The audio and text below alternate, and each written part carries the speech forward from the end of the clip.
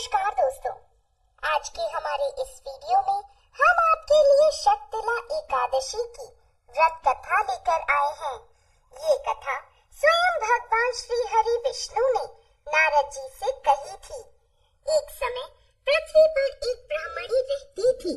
वह सदैव व्रत पूजन आदि में लगी रहती थी, परंतु दान आदि उसने कभी भी नहीं किया था। एक बार उसने एक माह तक व्रत किया, जिससे उसका शरीर अति दुर्बल हो गया। तब भगवान श्री हरि ने सोचा, इस ब्राह्मणी ने व्रत आदि से अपना शरीर शुद्ध कर लिया है, जिससे इसे वैकुंठ की प्राप्ति हो जाएगी। परंतु इसने कभी भी अन्न आदि का दान नहीं किया, जिससे इसकी मुक्ति होना कठिन है। ऐसा सोचकर भगवान श्री हरि ने एक भिखारी का वेश धरा और उस ब्राह्मणी के पास गए और भिक्षा मांगने लगे।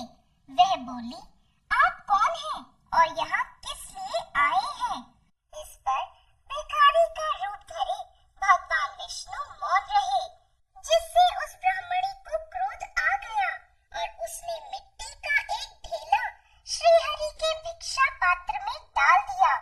भगवान विष्णु उसे लेकर वापस वैकुंठ आ गए। कुछ समय बाद उस ब्राह्मणी की मृत्यु हो गई। मिट्टी का दान करने के कारण उसे स्वर्ग में एक महल मिला। जैसे ही वह महल में गई तो वो हैरान हो गई। उस महल में कुछ भी नहीं था। तब वह श्री हरि के पास गई और बोली, भगवान, मैंने तो आपका व्रत पूजन आदि किए हैं, परंतु फिर भी मेरा घर अन्न वस्त्र आदि से शून्य क्यों है? इसका क्या कारण है?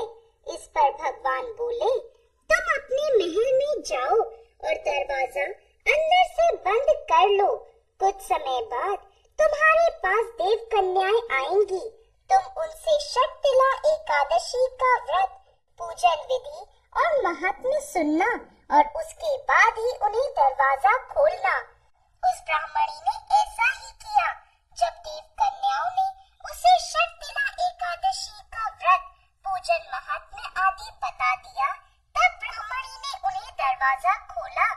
देव कन्याओं ने देखा कि वह ब्राह्मणी अभी भी मनुष्य स्वरूपी है।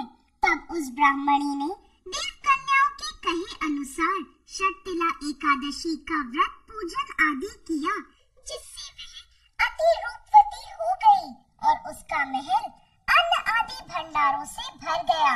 हे विष्णु भगवान, जैसी कृपा आपने उस ब्राह्मणी पर करी, वैसे ही इस कथा को कहते, सुनते और हुंकार भरते सब पर करना। बोलिए विष्णु भगवान की जय। एकादशी का व्रत पूजन आदि कर यह कथा सुनते हैं, उनका दुर्भाग्य सौभाग्य में बदल जाता है और उनके जीवन के सभी कष्ट दूर हो जाते हैं। अंत में उन्हें मोक्ष की प्राप्ति होती है। बोलिए विष्णु भगवान की जय।